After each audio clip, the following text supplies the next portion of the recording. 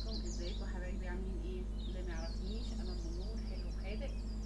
يلا بينا نعمل الحاجه الجميله دي، القمر ده. اول شيء هنصلي على الرسول الكريم عليه افضل الصلاه والسلام. هنا انا عملت شويه كايزر وكامل بيض فينو علشان ولادي كانوا رايحين كليات الصبح. الكايزر طري وهش وجميل جدا جدا بمكون سري انا هقولك عليه في الفيديو. بصي هنا انا بوريكي تاني يوم انا عملت الساندوتشات دي. ده الميزه اللي كنت عاملاها في البيت، ارجعي الفيديو ده. وده البرجر اللي انا عاملاه بالفاصوليا البيضاء. والله ما تحسي بطعم الفاصوليا البيضاء ابدا ابدا فيه، بس عشان ما احطش فول صويا لان انا ولادي شباب فما ينفعش اكلهم فول صويا. بصي حاجه جميله ما شاء الله. تعالي نشوف هنعمل ايه. هنا اول شيء بعمل محسن العجينه، معلقه دقيق كبيره، نص كوبايه ميه تقريبا، وبحطها على النار لحد ما تكون لي العجينه دي. هنحطها على العجين بس لما تبرد. هنا معايا معلقه سكر كبيره ومعلقه ملح، والخميره هنا هحط عليها معلقه سكر، واحط عليها ميه واسيبها تتفاعل. معايا هنا كيلو دقيق لازم تكوني نخلاه طبعا. حط السكر والملح، وهنا دي زبديه. عايزه تلغيها مفيش مشكله، بس انا بحس ان هي بتدي طراوه للعجين. ومعلقتين زيت بس، مش اكتر من كده بس. وبقى يعني بعجن العجين بالاداء ده.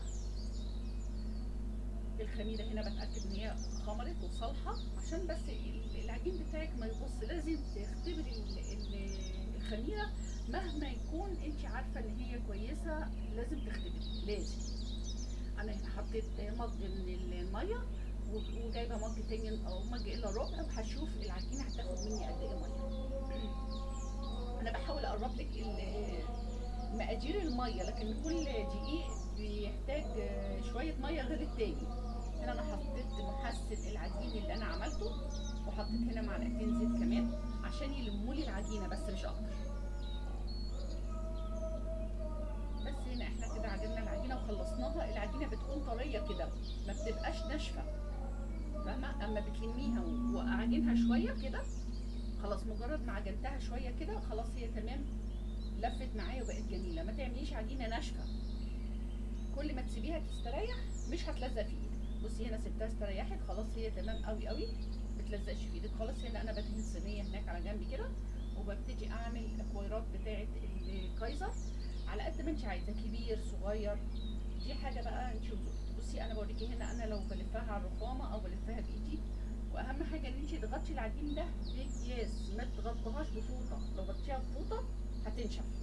بصي بقى باخد كل كايزر بعد ما بيخمر باخده بخمره تاني مره. بصي بفرد الرغيف وبلفه وبحطه وبعمل مسافات عشان هو طبعا هيخمر وهيملى الصينيه. ده العيش الفينو برده بتبططيه وتفرديه كويس وتقفليه من تحت بس، برده بترصيه. احنا هنا لازم نخمر العجين لتاني مره. دي معلقه لبن تمام. انا كده بمسح العجين كله باللبن، وبرشه بالسمسم، ممكن حبه بركه زي ما يعجبك يعني، دي حاجه اختياريه. مش عايزه تحطي حاجه خالص ما تحطيش. بس انا كده دهنته كله وبسيبه تمام. ادخله بقى وبتدهني اتنين اتنين وترشي على طول السمسم عشان ما ينشفش، اللبن هينشف بس. وربنا يحسن ما بين ايديكم.